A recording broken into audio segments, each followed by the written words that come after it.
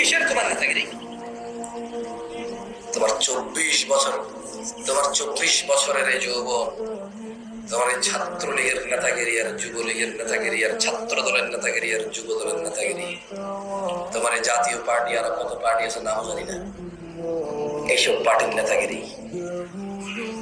কিসের তোমার মসজিদের সভাপতি আর মাদ্রাসার মুহতামিম আর মাদ্রাসার পরিচালক? তাহলে কাজে আসবে বলে মনে করো? যদি তোমার হৃদয় বক্রতা থাকে, যদি তোমার হৃদয় হিংসার বিদ্বেষ থাকে, যদি তা আল্লাহ ব্যতীত অন্য কারো জন্য হয়ে বসে, কি বলো তুমি? কি বলছো তুমি? পাগল নাকি? হ্যাঁ, এটাও কি সম্ভব?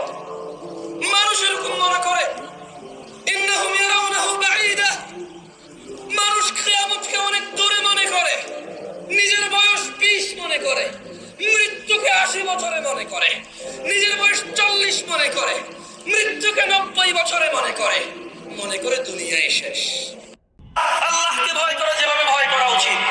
তোমার হৃদয় কিভাবে এত সাহস পায়?